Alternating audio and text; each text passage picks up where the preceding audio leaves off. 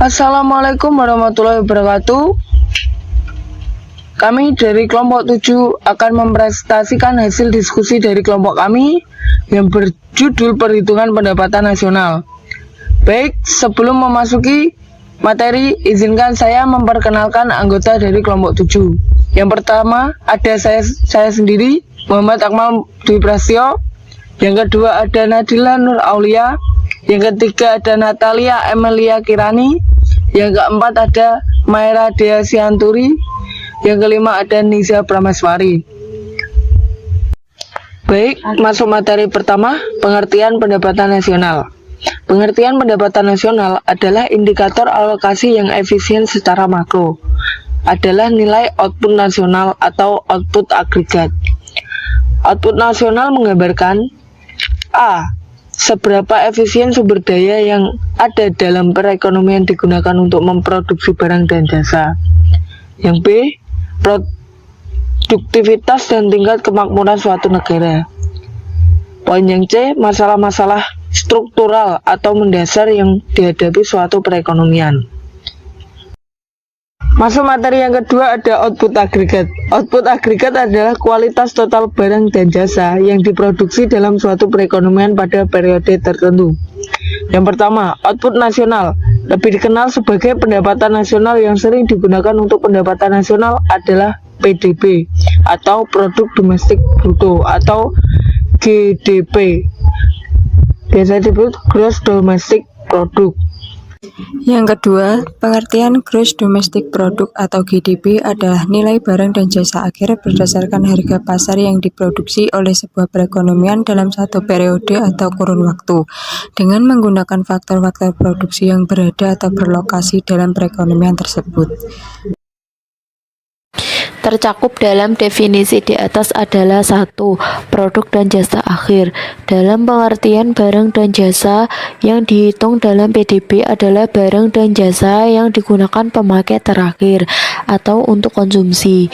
Yang kedua, harga pasar yang menunjukkan bahwa nilai output nasional tersebut dihitung berdasarkan tingkat harga yang berlaku pada periode yang bersangkutan. Dan yang ketiga, faktor-faktor produksi. Produksi yang berlokasi di negara yang bersangkutan dalam arti perhitungan PDB tidak mempertimbangkan asal faktor produksi, milik perekonomian atau milik asing yang digunakan dalam menghasilkan output. 1. Siklus aliran pendapatan kegiatan ekonomi. Siklus aliran pendapatan atau circular flow adalah sebuah model yang menggambarkan bagaimana interaksi antar para pelaku ekonomi untuk menghasilkan pendapatan yang digunakan sebagai pengeluaran dalam upaya memaksimalkan nilai kegunaan atau utility masing-masing pelaku ekonomi. Bisa dilihat pada gambar 13.1.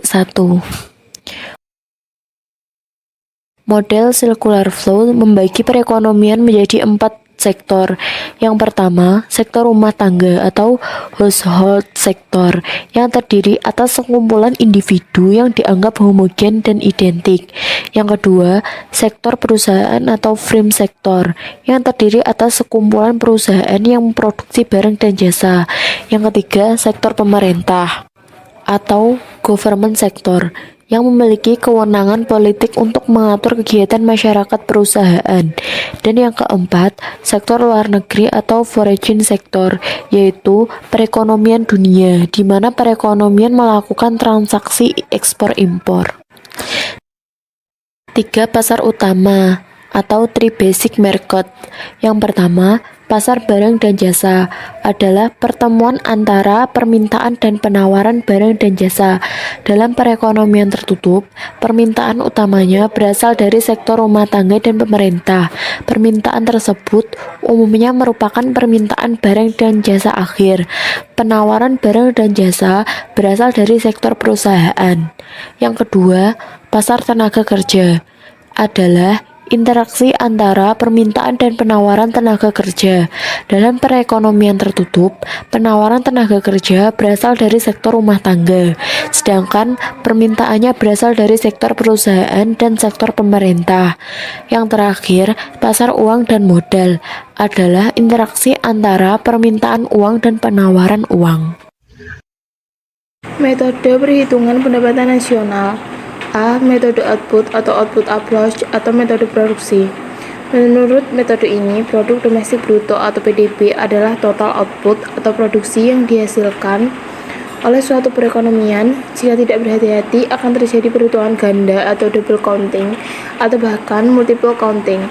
Untuk menghindari hal tersebut, yang dijumlahkan dalam perhitungan PDB dengan metode produksi adalah nilai tambah atau value add masing-masing sektor.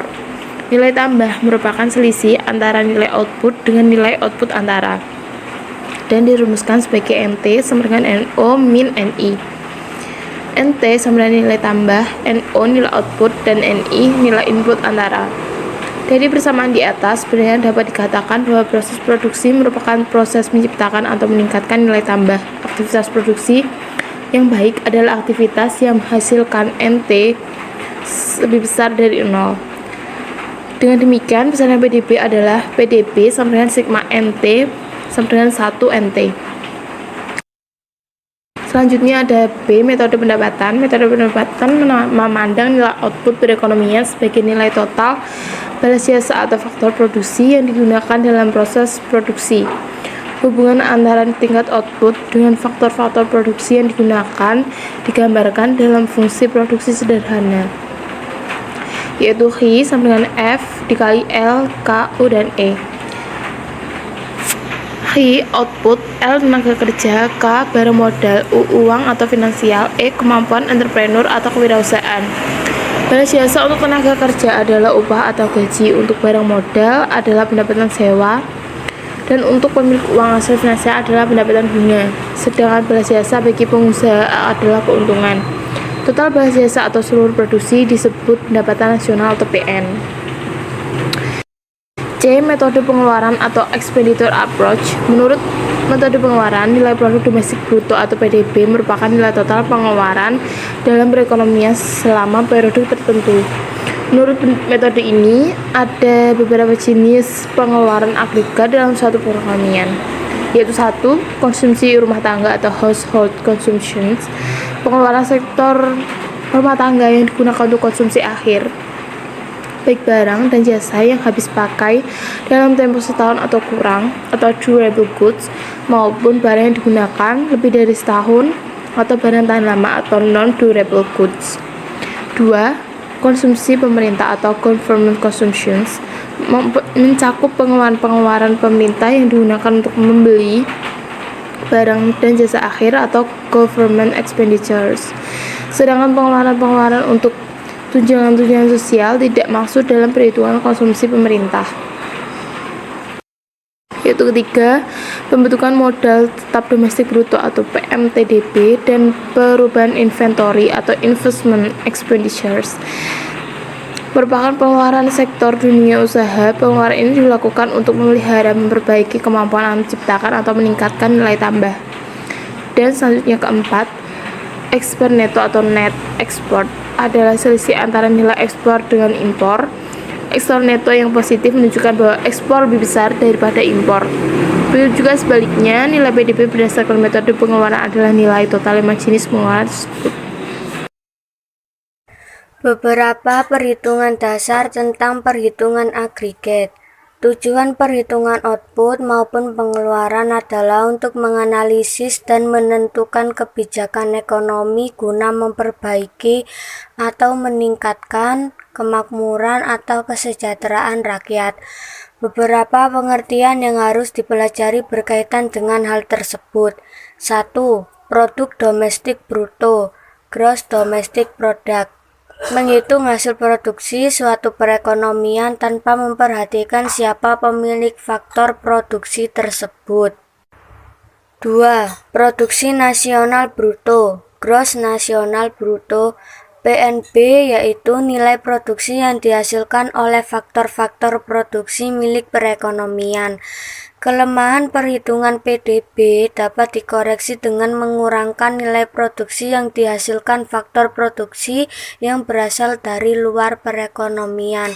Pendapatan faktor-faktor produksi luar negeri yang ada dalam perekonomian dinotasikan sebagai PFLN. Sedangkan pendapatan faktor-faktor produksi perekonomian yang ada di dalam negeri dinotasikan sebagai PFDN, maka PNB sama dengan PDF kurangi PFLN. Selisih antara PFLN dengan PFDN adalah pendapatan faktor produksi neto, PFPN atau Net Factor Income from Abroad. Dengan demikian dapat juga dikatakan PNB sama dengan PDB plus PFPN. 3. Produksi nasional neto, Net National Product. Untuk memproduksi barang atau jasa dibutuhkan barang modal, capital goods. Dalam perhitungan PDB berdasarkan pendekatan pengeluaran, yang dimasukkan adalah total investasi bruto. Angka yang dihasilkan merupakan produk nasional neto, PNN. Maka PNN sama dengan PNB kurangi penyusutan. 4. Pendapatan nasional, national income. Pendapatan nasional PN merupakan balas jasa atas seluruh faktor produksi yang digunakan. Angka PN dapat diturunkan dari angka PNN.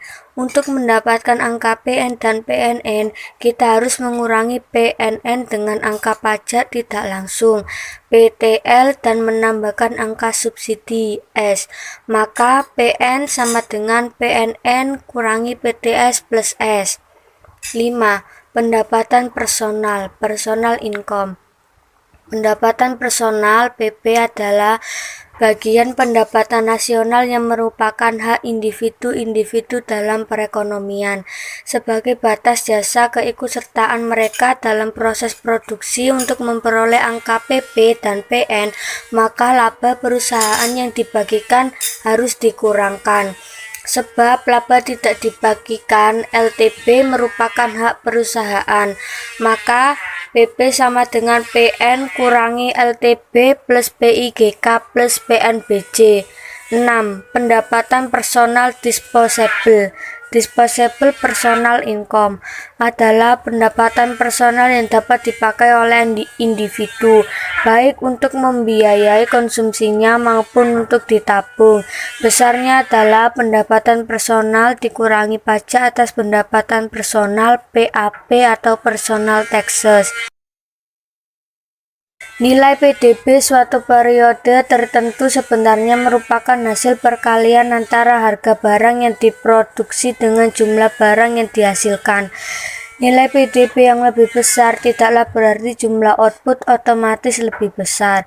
Perhitungan PDB sering menggunakan perhitungan berdasarkan hasil konstan. Harga konstan adalah harga yang dianggap tidak berubah. Untuk memperoleh PDB harga konstan, kita harus menentukan tahun dasar, based years, yang merupakan tahun di mana perekonomian berada dalam kondisi baik atau stabil. Maka PDB 2009 sama dengan Q kali P. Manfaat dan keterbatasan perhitungan PDB. Perhitungan PDB dan analisis perhitungan. Perhitungan PDB akan memberikan gambaran ringkas tentang tingkat kemakmuran suatu negara. Makin tinggi angka PDB per kapita, kemakmuran rakyat dianggap makin tinggi. PDB per kapita umumnya menjadi tolak ukur yang digunakan untuk meningkat kemajuan dan kemakmuran suatu negara. PDB per kapita dianggap sebagai indikator paling karena sifatnya yang menyeluruh dan menjadi muara atau sumber dari kebanyakan ukuran kinerja ekonomi lainnya, seperti tingkat inflasi dan angka pengangguran. Terdapat ukuran lain untuk mengukur kemakmuran, yaitu Poverty Index, ukuran kemiskinan, dan Gini koefisien, ukuran pemerintahan. Perhitungan publik dan masalah sosial. Perhitungan PDB maupun PDB per kapita juga dapat digunakan untuk menganalisis tingkat kesejahteraan sosial suatu masyarakat. Ukuran tingkat kesejahteraan yang digunakan adalah tingkat pendidikan, kesehatan, dan gizi, kebebasan memilih pekerjaan, dan jaminan masa depan yang lebih baik. Masalah yang mendasar dalam PDB adalah tidak diperhatikannya dimensi non-material, sebab PDB hanya menghitung output yang dianggap memenuhi kebutuhan fisik atau materi yang dapat diukur dengan nilai uang. PDB per kapita dan masalah produktivitas. Langkah PDB per kapita dapat mencerminkan tingkat produktivitas suatu negara. Untuk memperoleh perbandingan produktivitas antar negara, ada beberapa hal yang perlu dipertimbangkan. 1. Jumlah dan komposisi penduduk. 2. Jumlah dan struktur kesempatan kerja. 3. Faktor-faktor ekonomi. Perhitungan PDB dan kegiatan-kegiatan ekonomi tak tercatat atau underground economy adalah angka statistik PDB Indonesia yang dilaporkan oleh Badan Pusat Statistik hanya mencatat kegiatan-kegiatan ekonomi formal. Statistik PDB belum mencerminkan seluruh aktivitas perekonomian suatu negara. Di negara-negara berkembang, keterbatasan kemampuan pencatatan disebabkan oleh kelemahan administratif. Namun, di negara-negara maju, kegiatan ekonomi yang tidak tercatat bukan karena kelemahan administratif, melainkan karena kegiatan tersebut merupakan kegiatan ilegal atau melawan hukum. Yang kedua, distribusi pendapatan atau income distribution. Terdapat beberapa indikator yang dapat digunakan untuk mengukur tingkat ketimpangan distribusi pendapatan, yaitu kurva Lorenz, koefisien Gini, dan kriteria dari Bank Dunia. Kurva Lorenz digambarkan dalam kurva Lorenz pada gambar di bawah ini. Sumbu vertikal adalah presentasi output nasional atau pendapatan nasional. Angka-angkanya akumulatif. Sumbu horizontal menggambarkan presentase jumlah keluarga, 20% kelompok keluarga paling miskin sampai dengan 20% keluarga paling kaya. Angka-angka sumbu horizontal juga akumulatif. Pendapatan disebut distribusi secara adil sempurna apabila 20% keluarga paling miskin menikmati 20% pendapatan nasional dan 20% kelompok keluarga berikutnya juga menikmati 20% pendapatan nasional. Dengan demikian, 40% kelompok keluarga menikmati 40% pendapatan nasional. Distribusi pendapatan dikatakan makin memburuk apabila garis lengkung kurva Lorenz makin menjauhi garis diagonal. Koefisien Gini. Koefisien Gini merupakan alat ukur ketidakadilan distribusi pendapatan atau inequality income distribution dengan menghitung luas kurva Lorenz. Areal kurva Lorenz yang dihitung adalah areal yang dibatasi oleh diagonal OB dan garis lengkung OB. Area C.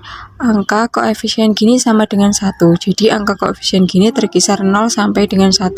Makin buruk distribusi pendapatan, angka koefisien Gini makin besar. Koefisien Gini dihitung dengan membagi luas bidang C dengan luas segitiga ODB atau koefisien sama dengan luas bidang C dibagi luas segitiga ODB. Adapun patokan nilai koefisien Gini sebagai berikut. Lebih kecil dari 0,3 sama dengan tingkat ketimpangan rendah, antara 0,3 sampai 0,5 sama dengan tingkat ketimpangan moderat atau sedang, yang ketiga lebih tinggi dari 0,5 atau tingkat ketimpangan tinggi. Kriteria Bank Dunia. Bank Dunia telah membuat kriteria yaitu mengukur ketimpangan distribusi pendapatan suatu negara. Caranya dengan melihat besarnya kontribusi sumbangan dari 40% penduduk termiskin. Distribusi kekayaan atau wealth distribution. Di negara-negara maju alternatif, individu untuk menyimpan kekayaannya sangat beragam. Contohnya, mereka membeli saham, obligasi, menyimpan dalam bentuk deposito dan aset finansial lainnya, yang bertujuan supaya jika mereka pensiun kelak tidak akan mengalami kekurangan penghasilan total, walaupun gaji sudah jalan berkurang. Dalam uraian bab ini telah disampaikan bahwa evaluasi membaik distribusi pendapatnya adalah kurva Lorenz, di mana jika luas busurnya makin besar, maka menganalisis perkembangan distribusi pendapatan makin memburuk. PDB adalah total jumlah atau nilai produksi perekonomiannya yang dihasilkan dari satu periode. PDRB produk domestik regional bruto. Output ekonomi dihitung dengan menjumlahkan nilai tambah yang dihasilkan setiap sektor kegiatan ekonomi. Salah satu pendekatan dalam perhitungan PDB atau PDRB adalah pendekatan produksi. Sekitar 75% tenaga negara berpendapat di sektor jasa, contohnya perlengkapan hotel, restoran, transportasi, dan komunikasi. Sekitar 50% pendidikan menengah ke atas berpendapatan di sektor informal, contohnya perdagangan kecil atau pedagang kaki lima. Sementara itu 40% pendapatan sedang, umumnya karyawan atau milik usaha. Sekian presentasi dari kelompok saya. Bila ada salah kata, mohon maaf dan dimaklumi. Wassalamualaikum warahmatullahi wabarakatuh.